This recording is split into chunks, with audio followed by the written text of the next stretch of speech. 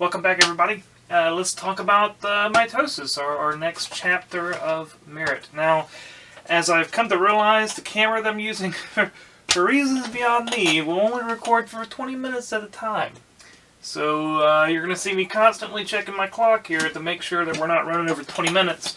Because when one does a nice lecture for another class and looks and sees that he only got the first 20 minutes of it, well, it's not ideal. Not ideal. Okay, so you're going to see me doing bits and pieces as we go, I suppose. So, Chapter 9, Mitosis. Let's proceed. Now, the first thing to talk about here is a comparison of mitosis and meiosis. This is incredibly important. A good place to start. Now, we're going to start here in the next chapter as well. The next thing we do will be meiosis. So, we're going to start with mitosis and the description between the two so that you don't screw this up from the beginning. Now, this is very, very important. Mitosis. It's a very simple process, beginning with interphase, flowing through prophase, metaphase, anaphase, telophase, followed by a process called cytokinesis, that is to cut cytoplasm, resulting in two identical, what we call daughter cells. These are diploid cells, daughter cells. Now, I used a very important term there. There's two term sets, haploid and diploid. Diploid, or 2N, haploid, or 1N. Let me say it again. Diploid cells are 2N. That's what we call them. That means they have two copies of their genetic material, whereas haploid cells are 1N. They have only a single replicate of its genetic material, let's say. So let me just throw some numbers at you. It's probably on the next slide. It's not. All right. So you have 46 chromosomes in your cells. Your somatic cells have 46 chromosomes. That's just what they have. That would be 23 from mom, 23 from dad. You got 23 in an egg from mom, you got 23 in a sperm from dad. That gives you 46 grand total. That is your 2N number, is 46. That's your diploid number. A cell containing two complete sets of chromosomes, one from each parent. Haploid cells are 1N. They have a cell containing a single set of unpaired chromosomes. So an egg cell is haploid. It's only got 23 chromosomes. A sperm cell is haploid. It's only got 23 chromosomes. Whereas a diploid cell, your cells, the formation of a sperm and an egg coming together, have 46 total. That is 2N. Whew. So, what the heck are we talking about here? Well, mitosis is taking a diploid cell and making two identical diploid cells from it. Okay? If you cut yourself and it heals, that's mitosis. If you grew larger as you developed over time, that is mitosis. Alright? Meiosis is the formation of egg and sperm. Okay? Meiosis is a process only conducted for sexual reproduction. It's the only purpose in it, is sexual reproduction. What we do is we start out with a 2N cell, and we end up with 1, 2, 3, 4 haploid cells.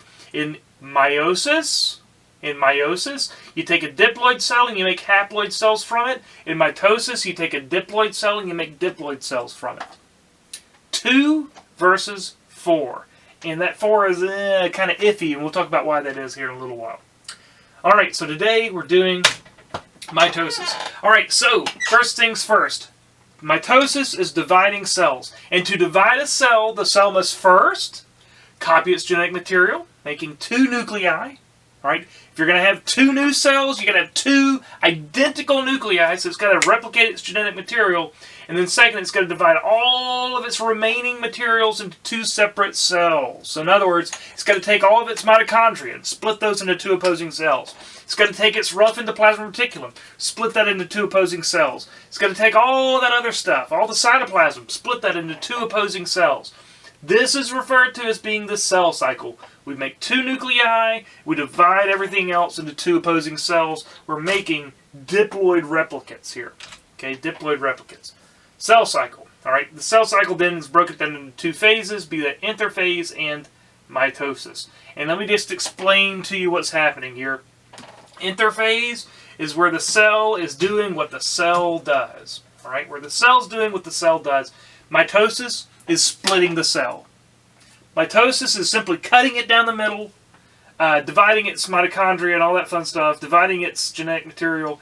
Interphase is where all the cell's actual processes get done. Bear with me, you'll see. Alright. So the cell cycle, broken into two parts. There's interphase, seen here, and the mitotic phase, seen here. So in the life of a cell, there's an interphase and there's a mitotic phase. Interphase and mitotic phase. And this is a horrible misrepresentation of reality.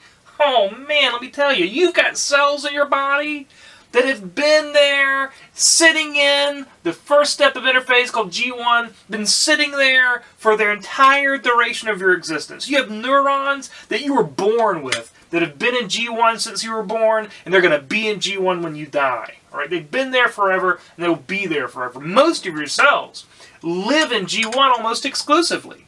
Almost exclusively. Most all of your cells sit in G1 90% of the time. Okay? The only time they enter the S phase of interphase and the G2 phase of interphase and then mitosis is when the cell's going to divide. So you'll have like this big long life cycle and then interphase is a very short, or no, wrong.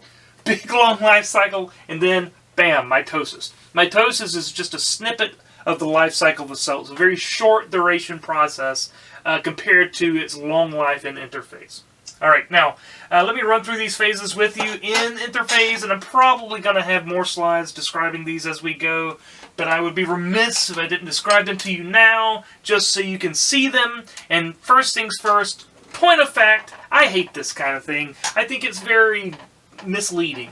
Your cells, when they're conducting mitotic division, they don't just snap prophase, snap metaphase, snap anaphase. They don't pop into these phases. This is a slow, continuous process. Alright?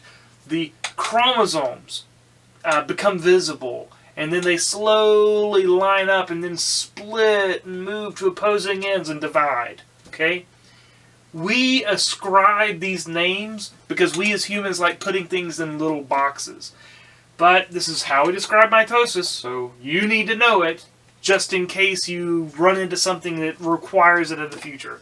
And that is that in interphase, and this is a bad representation of interphase, in interphase what we tend to look for is a cell with a nucleus.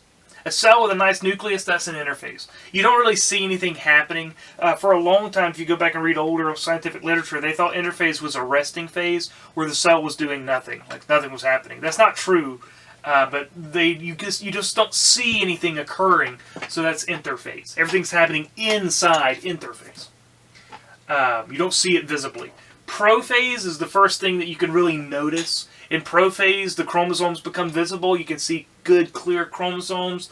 In metaphase, the chromosomes form a line. Middle phase, metaphase. The chromosomes form a line in the middle of the cell. That's followed by anaphase. Anaphase is after the chromosomes form their line, they split. And the moment they split, that's anaphase. And then cytoskeletal elements pull those chromosomes to opposing sides of the cell, and once they're there, that's called telophase. And then the process of cutting the cell down the middle to make two brand new cells, two diploid cells, as a result of mitotic division, that process is called cytokinesis. All right, cytokinesis. Formation of two identical diploid 2N daughter cells. All right, now let's run through the real bits and pieces to this. What we have here is a description of interphase, and I expect you to be friends with this. This is very important from my perspective. Interphase is broken down into three parts: G1, S, and G2. G1 is gap 1 or growth 1, S, and then G2, gap 2, growth 2. Now, what do I want to say here? Okay, so G1, the G1 phase is where the cell is doing what the cell needs to do. If you got nerve cells that are being nerve cells, well, guess what? They're in the G1 phase of interphase. If you've got muscle cells contracting and doing what muscle cells do, hey man, they're in the G1 phase of interphase. G1 is where the cell does its job. This could be minutes to years where it's working, doing what it's got to do to keep you functional. Like your nerves are locked into G1. You know that if you, like, for instance, if you were to damage your spinal cord, it's not going to heal back. Nerves don't do that. They get locked into G1 and they can never go further. They can't enter mitosis by any stretch of the imagination. Alright, now, once a cell leaves G1, that's going to divide, man. It's going to divide. If it ever enters the S phase, it's going to go all the way through mitosis. This is like knocking down the first domino. Alright, The S phase, this is standing for synthesis. And what we're synthesizing, again, synthesis is to make. We're synthesizing new DNA. Okay, we're making new DNA. We're making new histone proteins, which help hold the DNA together. Histones hold the DNA together. S phase is making things, synthesizing new DNA, synthesizing new histones to package that DNA. We're splitting that DNA and making fresh.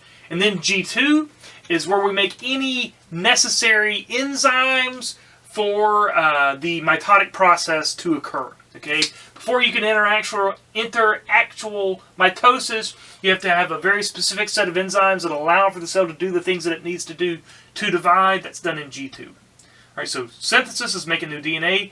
G2 is making all the other necessary things for division. Yeah. Yeah, I think that'll work. Let's go here. So what you see here is a nice photomicrograph. This is from my anatomy lab, actually. And what you can see is good, clean nuclei, and a lot of these cells, these are all in interphase, man. They're all hanging out in interphase. Then what you see here, this cell, like look at these two cells. They look different. This one has a nice clean nucleus. This nucleus looks like a ball of yarn. When they look like a ball of yarn, that is classic prophase, man. This cell's getting ready to divide. It's going through prophase. These are chromosomes. These little stringy things, those are all chromosomes. And then if you look here, here are chromosomes in a line. That's metaphase. Okay, that's metaphase. You can see these. These are all present. This is a plant cell. How can you tell? Because the cells are square. Indeed. All right, mitotic stage, the M phase. So mitosis followed by cytokinesis. Mitosis followed by cytokinesis. We have interphase, where you don't really see a whole lot happening. You have prophase, where the chromosomes are becoming visible. Then you have metaphase, where the chromosomes line up in the center of the cell. Anaphase, where the chromosomes split. Telophase, where they're in opposing ends of the cell. Followed by cytokinesis, which divides the cell into two identical 2N daughter cells, resulting in two genetically identical daughter cells. Perfect. Let's see. Let's talk about histones just for a few moments here. So we need to discuss what are histones, what's chromatin, and what are chromosomes. Is that probably the next slide? No. Okay. Now, if I asked you the shape of your DNA, I hope that you would say a double helix. And you can see the DNA double helix up here. This was devised by the scientists Watson and Crick, quite famously. Came up with this shape that's double helix of DNA. The double helix of DNA is, think about it like Christmas lights, man. It's hard to package it. So the way that your body packages DNA is it wraps that DNA double helix around histone proteins. These are all histones, man. Histones are associated with DNA, and they package it and keep it in its appropriate shape. All right. The histones, which again are replicated in the S phase of mitosis, are very, very important to helping that DNA stay in its appropriate shape. Now, if you just look into a general cell, you don't see chromosomes. Because all the chromosomes are sort of in a resting state, they're all spread out, and they're just randomly associated within the nucleus, and you don't see them. You don't see the chromosomes. What we call this is chromatin. Chromatin is like this diffuse version of your DNA, where the chromosomes are not formed up in tightly coiled visible units. Okay, chromatin is where you have the DNA not tightly coiled. Let's see, chromatin, okay, before mitosis begins, chromatin condenses, it coils into distinctly visible chromosomes. Chromosomes are when you take the chromatin, just a mass of chromatin, and you bind it into very tightly oriented chromosomes that are capable of then dividing and splitting. So at rest, the cell has its DNA in the form of chromatin. That would be the DNA wrapped around histone proteins that just kind of randomly floating around, not tightly coiled. But when you want to divide the cell via mitosis, you form up these distinctive chromosomes. You tightly wind the DNA together into this format where it can then divide and lead to two separate cells. All right, now, a couple of comments. All of us have different genetics. We all have different genetics. That leads us to look different and in some cases act different and be different. We are different because our genetics are slightly different. But I'm here to tell you that we're like 99.99999% identical to one another. In fact, most mammals produce all the same amino acids and all the same proteins that we make. We are very similar. But you do see different numbers of chromosomes in different animals. For instance, we have 46 chromosomes in our diploid cells. Rice has 24, chimps have 48, dogs have 78. There are some organisms that have hundreds and hundreds and hundreds of chromosomes. So it can be different. Each species has a characteristic number of chromosomes. Alright, let's see. Diploid number includes 2 sets of chromosomes for each type. I'm going to run a little on time here. Okay, I'm going to stop and refresh the video because we're on a 20-minute cycle. I'm not going to tell you about this anymore. You're just going to see it stop about every 20 minutes and then pick back up. Yeah, that's how that's going to be. And we're back. Okay, so what we have here is a quick description of mitosis and cytokinesis. So our diploid number 2N includes 2 sets of chromosomes for each type. Humans have 23 different types of chromosomes. Each is represented twice in each body cell diploid, being 46 chromosomes in total. Again, you have to think about it like this. A haploid egg carrying 23 chromosomes from mom and a haploid sperm carrying 23 chromosomes from dad came together to form, do we have this on here? Do we have zygote? We don't. Well, what they come together to form is called a zygote, and that's your initial cell. Right? Your initial fertilized cell that you divided mitotically to create all of you, all of this, all of that. That is going to arise as individual diploid 46 chromosome cells. 23 from mom, 23 from dad. Again, humans' haploid number is 23. That would be an egg or a sperm carrying 23 chromosomes. And again, when those 23 chromosome egg and 23 chromosome sperm come together, they form a 46 chromosome nucleus, which is a zygote which develops into you. Yes, that'll do. Alright, chromosomes consist of 2 identical double helical DNA molecules. This is a fact.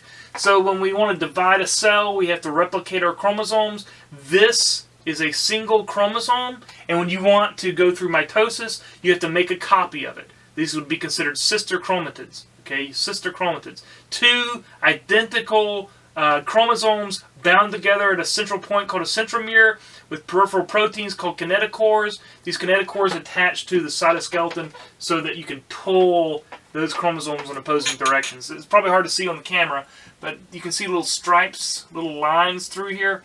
Those are bits of the cytoskeleton attaching to the kinetochores, giving tension to the centromere. So what will happen is you will line up the chromosomes at the metaphasic plate using movements of the cytoskeleton, and then the cytoskeleton yanks against those chromosomes and pops them apart at the centromere. So then you just have 2 individual chromosomes migrating to opposing sides of the cell. So this is a pair of sister chromatids. They are identical to one another. They split at their centromere and are carried to opposing sides of the cell in mitosis via their peripheral proteins called kinetochores. And that's exactly what you see here. So we have gone through G1, where the cell was doing its job. We've gone through G2, where we synthesized new histones and new DNA. That new DNA forms these X-shaped sister chromatids, which will align post-prophase and metaphase. So in prophase, they become visible. You can see them. In metaphase, they line up, and then they pull against with your cytoskeletal elements and pop those chromosomes loose. You can see the cytoskeleton being shown here, pulling against the kinetochores. It's very visible plant versus animal cell. And once they get into opposing sides of the cell, we call that telophase. And then you can cut the cell in twain via cytokinesis. Now, let me check something real quick here. Okay. So, a quick thing to point out that is very important is what we call a cleavage furrow here in the animal cell and a cell plate seen here in the plant cell. You can see, this is just more good pictures. I love giving lots of images. So you can see lots of pictures. You can see the cytoskeletal elements here pulling against these. You can see it quite clearly. I would like to talk about the animal cells, cleavage furrow, and the plant cells, cell plate. Alright. The way this works is very, very simple. Once you have built new DNA and divided that DNA via mitosis, you have divided the DNA via mitosis, prophase, metaphase, anaphase, telophase. Now it's time to split that cell in two. That process is called cytokinesis. Cytokinesis, to cut the cytoplasm. Okay, it is done differently in animal cells versus plant cells. Animal cells don't have a cell wall. So what we'll do is form a cleavage furrow and split the cell into two parts. What we have are little actin filaments that bind up, like imagine a balloon, and I squeezed together the middle and twisted it off to form two balloons, okay? The cleavage furrow is a bunch of actin filaments that bind in a ring around the center of the cell. You can see that occurring here. We squeeze in, form a cleavage furrow, and eventually these actin fibers get so tight, like pulling on a drawstring, they get so tight that they split the cell into two parts, and you get two parts, two individual identical copies of a 2N cell as a result. That is a formation of a cleavage furrow. That's animal cells. Now plant cells can't do that, because what do they have? A cell wall. Okay, they have a cell wall. Because they have a cell wall, you can't just pinch them off in the same fashion. What we do is we form what's called a cell plate. The cell gets very large, and it builds a bunch of these vesicles, these special vesicles. The vesicles, you can see it if you look at your own PowerPoint, are little bitty dots. It's all these little bitty dots form a line, and then eventually these vesicles will merge with one another and form a membrane that is between the two nuclei. All right. The vesicles merge together to form a membrane between the two nuclei, and then that will set up as a cell wall eventually, and you'll have two cells as a result. Key concept. Animal cells, cleavage furrow. It's pinched off, broken down into two parts. Plant cell, cell plate. A bunch of vesicles eventually merging together and making these two cells, the cytoplasm split between them. Okay? And then they will grow from there, forming up cell walls and doing what they do. Alright, functions of mitosis. This is very, very, very important. Mitosis permits growth and repair. That's the whole idea here. When you grow taller, that's mitosis. If you cut yourself and it heals, that's mitosis. Let's see, plants grow taller, that's a fact. Trees get wider, that's all mitosis. Let's see, okay, so a fertilized egg grows and develops into an embryo. That embryo develops into a fetus. That fetus develops into whoever you are, okay? So you growing and developing, that is all mitotic. That is all mitotic. Again, make sure we don't have another slide. The only purpose of meiosis is to develop the sexual cells we use for reproduction. Mitosis is about growing and repairing our bodies if damaged. This is just a quick description of this. So what you see here is an epiphyseal plate. There's an epiphyseal plate. This is a tibia. That is a foot. So what we have is a little line through here. Your bones grow longer as a result of hitting puberty and having growth hormonal influences. And the cartilage in your bones elongates, and that's what makes your bones get longer. That's an epiphyseal plate. This is all mitosis. This is all mitosis. The way you grow taller, it's all mitosis. Alright, changing gears. Okay, moving on to something completely different. So, stem cells, mitotic science and stem cells. This is kind of an interesting conversation to have. Many mammalian organs contain stem cells. They retain their ability to divide. Red bone marrow contains a lot of stem cells that are going to be used to make all your blood cells. So you have stem cells in your bone marrow that divide to become platelets.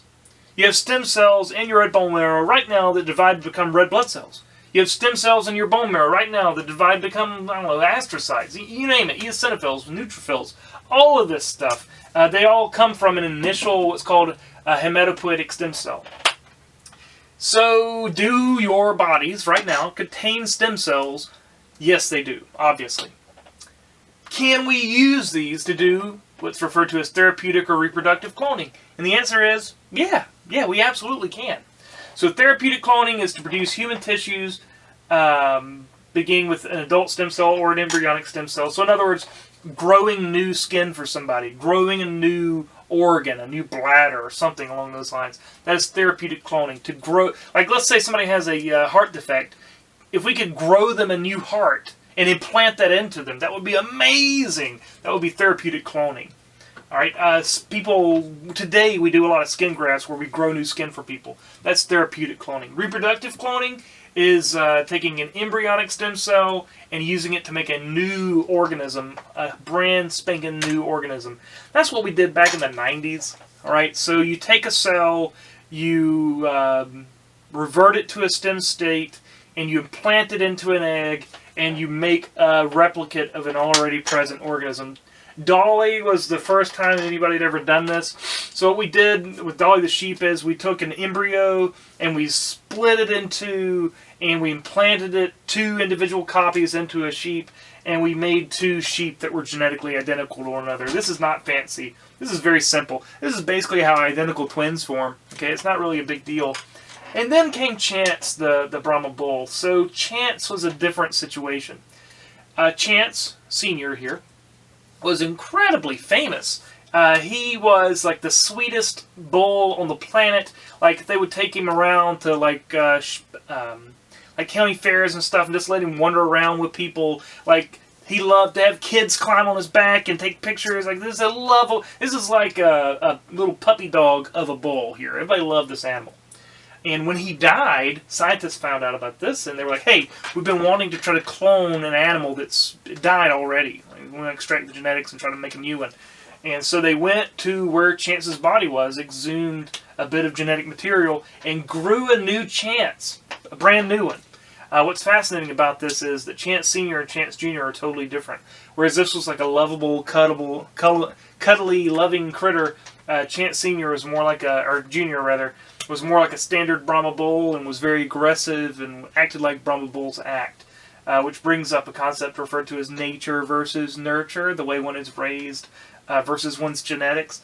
It's an interesting conversation to have, but not one we're going to have right now. Alright, so how's this done? So it's very simple, actually. If we could just get a fertilized egg, we could split that in 2 and make a new replicate, a new clone of an organism with very little effort. But that's not always the case. The question becomes, can I take like one of your skin cells, when we did the skin cell thing, can I take one of your skin cells and make a new one of you? And the answer there is, maybe. Maybe. So we can now take, as of just a few years ago, we can take a cell, shock it, and revert it to a stem state.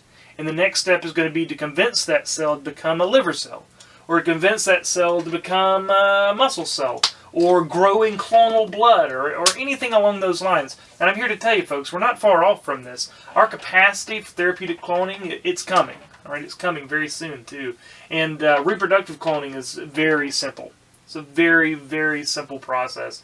It's just got some questionable morality, like should we be cloning people or things?